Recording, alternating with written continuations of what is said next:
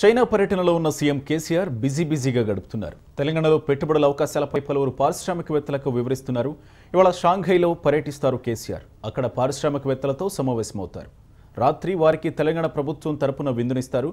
నిన్న world economy ఫోరంలో పాల్గొన్న కేసీఆర్ భారత్లో 29వ రాష్ట్రంగా ఏర్పడిన తెలంగాణ అభివృద్ధిలో ఉన్నత శిఖరాలను అధిరోహించే దిశగా అడుగులు వేస్తోందని అన్నారు.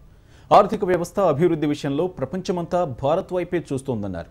ప్రధానమంత్రి నరేంద్ర మోడీ పట్టుదలతో సంస్కరణలు అమలు చేస్తున్నారని, భారత్ పెట్టుబడులకు అత్యంత అనుకూల ప్రాంతమని, దేశంలో ప్రత్యేకించి తెలంగాణలో పెద్ద ఎత్తున పెట్టుబడులు పెట్టేందుకు ప్రపంచ పారిశ్రామికవేత్తలు తరలిరావాలని ఆయన పిలుపునిచ్చారు.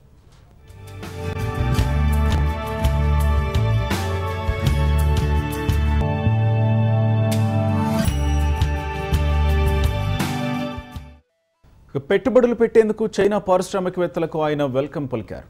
ముఖ్యంగా హైదరాబాద్లో పెట్టుబడులు పెట్టాలని ఆహ్వానించారు. తెలంగాణ డబుల్ బెడ్రూమ్ ఇళ్లు, ప్రజలకు తాగునీరు పథకాల గురించి వివరించారు. అలాగే పరిశ్రమలకు 2 రోజుల్లోనే అనుమతులు ఇస్తున్నట్లు కేసీఆర్ చెప్పారు.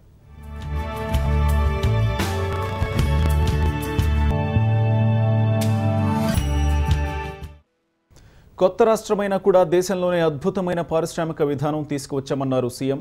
2 వారాల్లో అనుమతులు పొందే హక్కు పారిశ్రామికవేత్తలకు ఉండేలా ప్రత్యేక చట్టం రూపొందించామని, ఇప్పటి వరకు 56 కంపెనీలకు అనుమతులు ఇచ్చామని పేర్కొన్నారు. ఇప్పటి వరకు దాదాపు $2 బిలియన్ పెట్టుబడులు సాధించగలిగామన్నారు.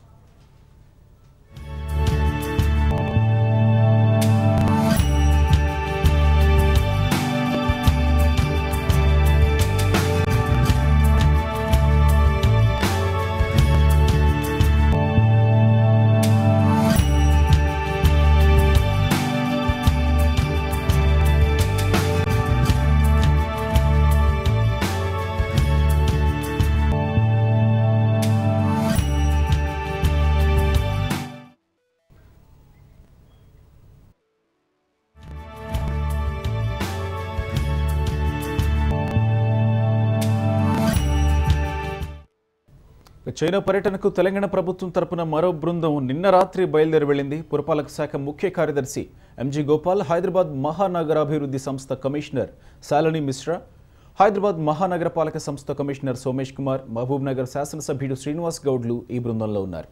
పురపాలక సంఘాలు, నగరపాలక సంస్థల్లో ఆస్తుల పెంపు, మౌలిక వస్తువుల కల్పన తదితర అంశాలపై ఈ నెల 12, 11 తేదీల్లో వాండా గ్రూప్ నిర్వహించే అంతర్జాతీయ సమావేశంలో వీరు పాల్గొంటారు.